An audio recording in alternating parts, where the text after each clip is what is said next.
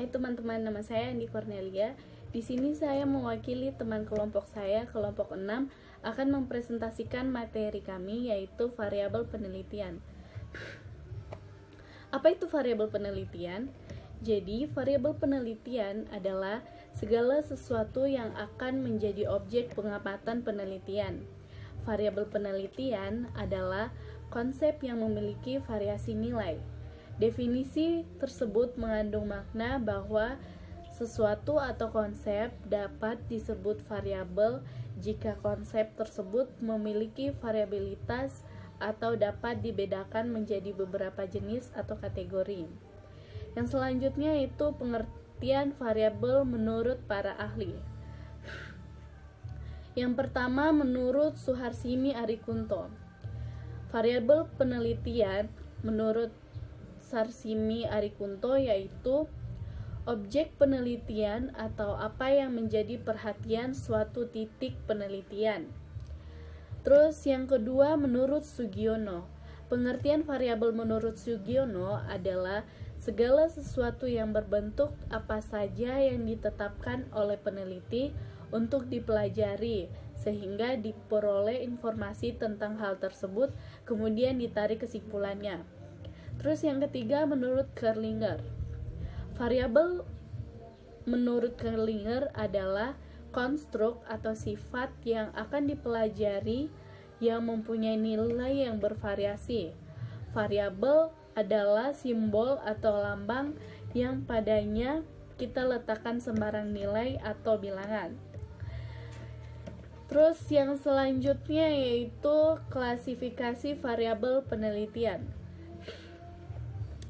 Variabel penelitian berdasarkan skala pengukurannya. Yang pertama, variabel nominal. Variabel nominal merupakan variabel dengan skala paling sederhana karena fungsinya hanya untuk membedakan atau memberi label suatu subjek atau kategori. Contoh variabel nominal yaitu jenis kelamin antara laki-laki dan perempuan. Yang kedua yaitu variabel ordinal. Variabel ordinal adalah variabel yang dibedakan menjadi beberapa secara bertingkat. Contohnya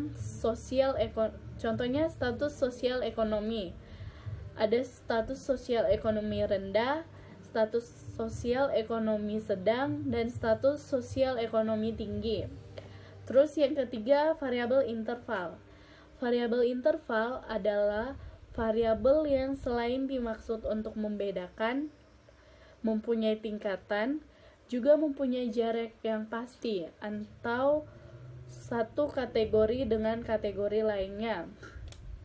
Contoh prestasi belajar dari angka 5, 6, 7, 8, dan sebagainya.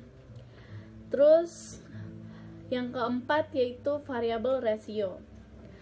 Variabel rasio merupakan variabel selain bersifat membedakan, mempunyai tingkatan yang jaraknya pasti, dan setiap nilai kategori diukur dari titik yang sama.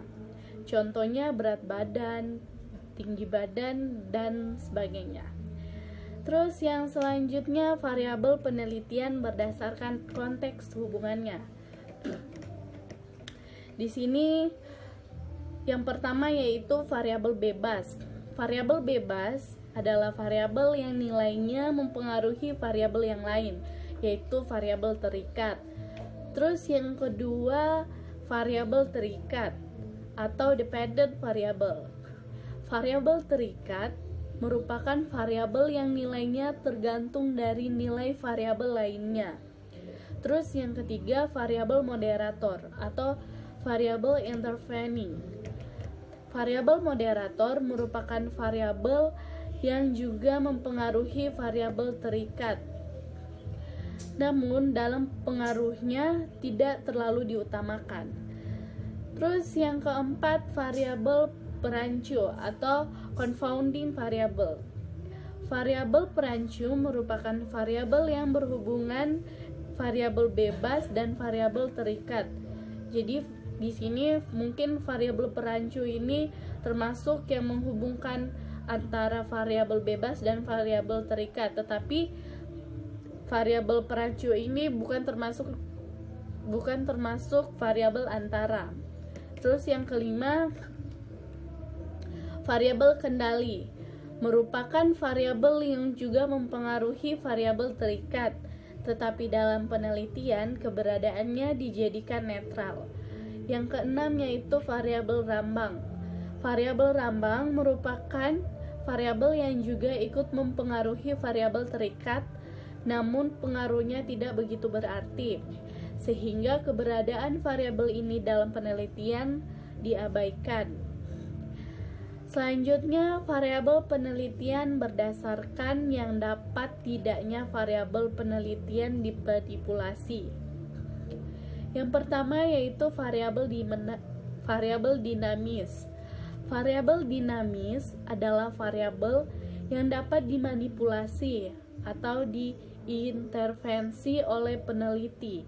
Contohnya, metode pengajar, teknik pelatihan, strategi pembiasaan, dan sebagainya.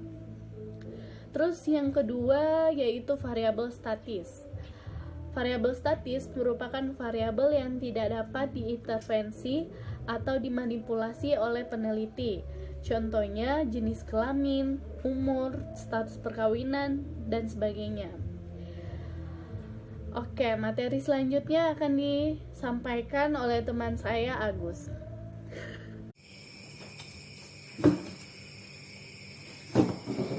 Assalamualaikum warahmatullahi wabarakatuh.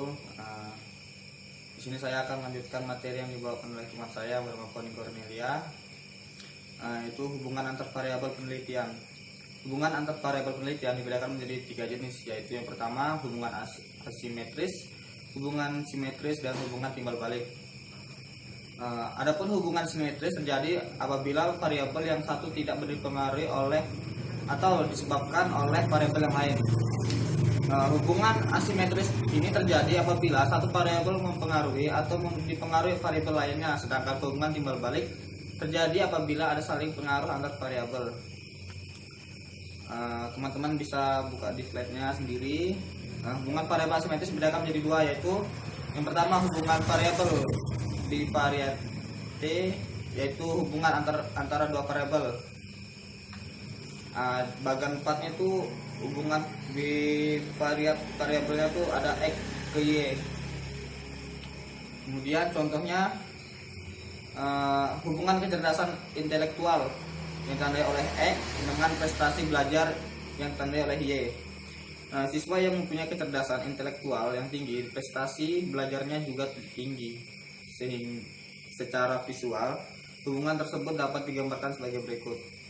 Di mana X1 tanda panahnya ke Y, begitupun yang X2 dan X3 juga.